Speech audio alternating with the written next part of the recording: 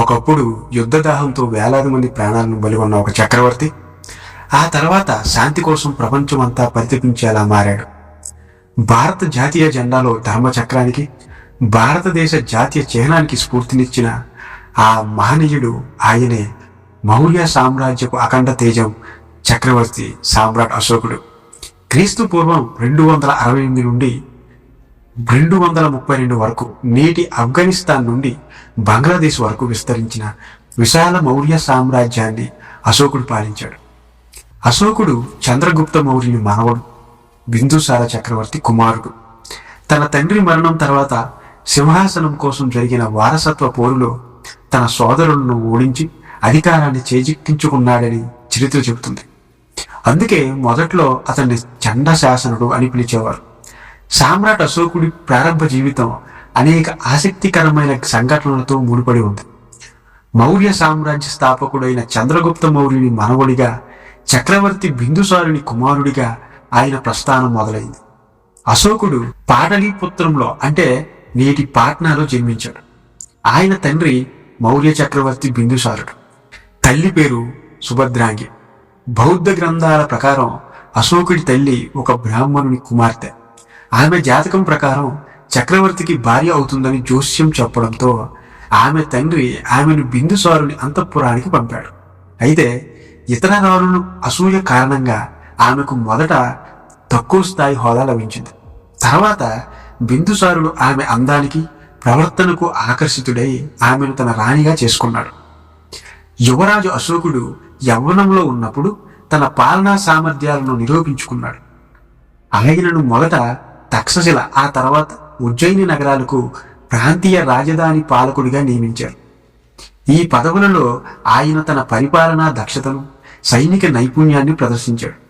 తక్షశిలలో చెలరేగిన ఒక తిరుగుబాటును అణిచివేయడంలో ఆయన కీలక పాత్ర పోషించాడు.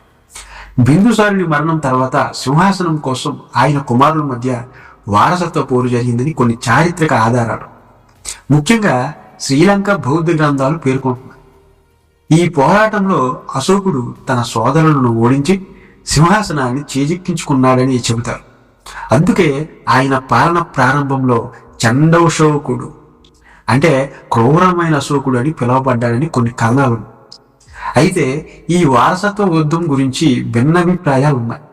క్రీస్తు పూర్వం 268లో అశోకుడు అధికారికంగా పట్టాభిషిక్తుడయ్యాడు. అశోకుడు క్రీస్తు పూర్వం 304లో జన్మించి ఆయన చిన్నప్పటి నుండి రాజకీయ వ్యూహాలపై ఆసక్తి కనబరిచాడు. మరణానంతరం వచ్చే సింహాసన పోరాటానికి ఆయన తన 99 సోదరులను చంపి సింహాసనం చేపట్టడం ప్రధానాంశం.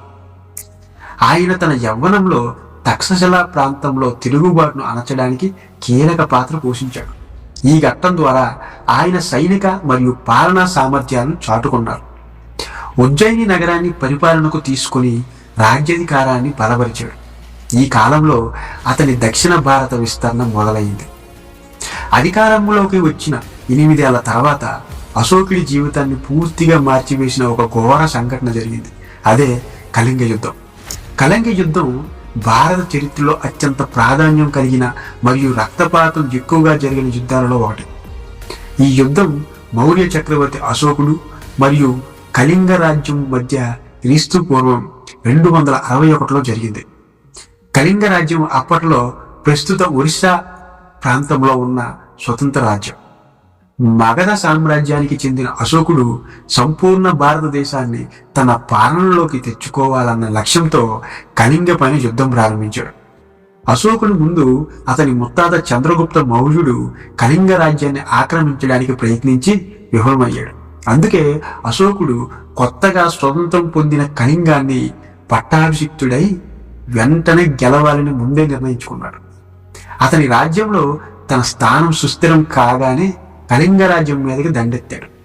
ఈ ప్రాంతం వ్యాపార పరంగా తీర ప్రాంతం అయినందున మౌర్య సామ్రాజ్యానికి సముద్ర మార్గ వాణిజ్యానికి అవసరమైన వ్యూహాత్మక స్థానంగా కళింగ చాలా ముఖ్యమైనది.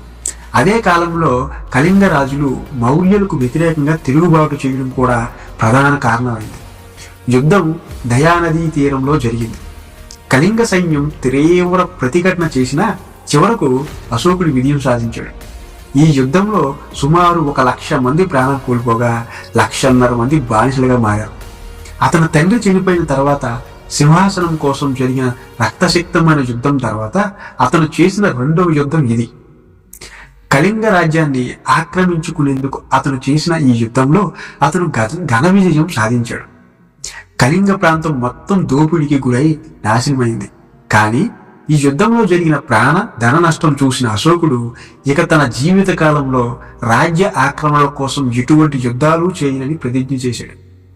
యుద్ధం ముగిశాక నెత్తిటి ఏరులను అనాథల ఆర్తనాదాలను చూసిన అశోకుడు కఠిన హృదయం కరిగిపోయింది.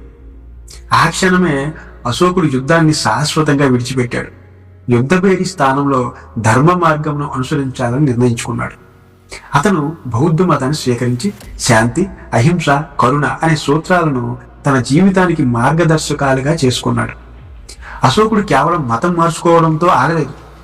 తన ధర్మాన్ని ప్రజలందరికీ చేరవేయాలనుకున్నాడు. ఇందుకోసం ప్రజలకు అర్థమయ్యే భాషలో శిలలపై, స్తంభాలపై శాసనాలు చెక్కించాడు. ఇలా శాసనాల ద్వారా ప్రజలకు సందేశాలను పంపిన మొదటి భారతీయ పాలకుడు ఆయనే. ఆసియా అంతటా బౌద్ధ మత వ్యాప్తి చెందడంలో అశోకుడి పాత్ర అమోఘమైనది. ఆయన నిర్మించిన స్తూపాలు, విహారాలు నేటికి ఆయన కీర్తిని చాటుతుంటాయి. మనం గర్వంగా చెప్పుకునే సింహ తలాటం వంటి జాతీయ చిహ్నాలు ఆయన వారసత్వమే. ఒక వ్యక్తి తన తప్పును తెలుసుకుని ఎంత గొప్పగా మారగలడో చెప్పడానికి అశోకుడి జీవితమే ఒక ఉదాహరణ. యుద్ధం ద్వారా కాదు, ధర్మం ద్వారానే శాశ్వత విజయం సాధ్యమని ప్రపంచానికి చాటి చెప్పిన ఆ మహనీయుడు సామ్రాట్ అశోకుడు భారతదేశపు గొప్ప పాలకులలో ఒకరిగా చిరస్థాయిగా నిలిచిపోయాడు. సామ్రాట్ అశోకుడి బౌద్ధ ధర్మంలో పాత్ర ఎంతో ముఖ్యమైంది. కళింగ యుద్ధం తర్వాత జరిగిన ఘోర రక్తపాతం, అనేక జనాల నష్టాన్ని చూసి అతని హృదయం పగిలిపోయింది. ఆ సమయంలో ఆ సంఘటన అశోకుడి జీవితంలో ఒక మలుపు తెచ్చింది. యుద్ధ బలహీనతను విడిచి ఆయన బౌద్ధ ధర్మాన్ని అవలంబించి శాంతి, అహింస, కరుణ మార్గంలో సాగిపోవాలని నిర్ణయించుకున్నాడు. అశోకుడు బౌద్ధ మతాన్ని వైవిధ్యపూరిత సమాజంలో సజీవంగా నిలబెట్టాడు.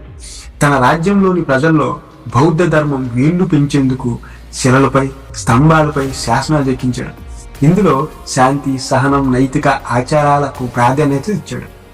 అశోకుడు తన కుమారుడు మహేంద్ర, కుమార్తె సంఘమిత్రులను బౌద్ధ మత తత్వాన్ని విస్తరించేందుకు అప్రయత్నంగా ఇతర దేశాలకు పంపించాడు, ముఖ్యంగా శ్రీలంకకు.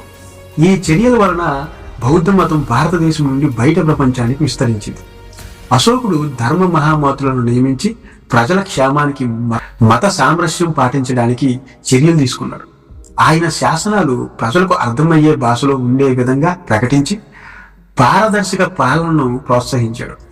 యుద్ధం విడిచిపెట్టి శాంతి, నియమాలకు ప్రాధాన్యం ఇచ్చే విధంగా పాలన చేపట్టాడు. శ్రీలంక వంటి దేశాలు అశోకుడి బౌద్ధ సమైక్యతను తమ దేశ సంస్కృతిలో భాగం చేసుకున్నాయి. అశోకుడి శాసన శైలి రాజధర్మకు ఒక చారిత్రక ఆదర్శంగా మారింది. వీటిని తర్వాతి భారతీయ రాజులు మెట్లుగా మలచి మతాచారాలను, సామాజిక విధానాలను చేపట్టారు.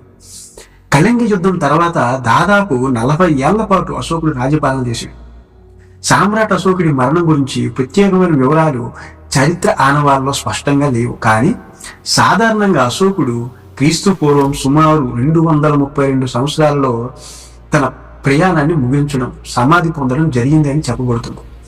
అశోకుడు 37 సంవత్సరాలు పాలించగా తన చివరి రోజుల్లో బౌద్ధ ధర్మాన్ని స్వీకరించి శాంతి, ధర్మ పాలనలో ఎంతో కృషి చేశాడు.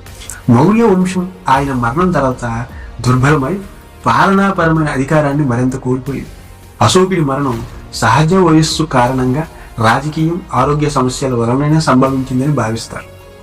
ఆయన తర్వాత సామ్రాజ్యం ఆయన కుమారుడైన బృహద్రథుడు పాలించడం ప్రారంభించారని చరిత్ర ఆధారాలు ఉన్నాయి. కానీ మరణ పరిస్థితులు, వివరాలు చారిత్రక పత్రాల్లో చాలా తక్కువ. అశోకుడి మరణం గురించి ప్రత్యేక సంఘటనలు, హత్య లేదా ఇతర విధాల సందర్భాలు చరిత్రలో స్పష్టంగా కానప్పటికీ ఆయన సహజంగా వయస్సు పూర్తి చేసి పరమశాంతిని పొందినట్లు భావిస్తారు.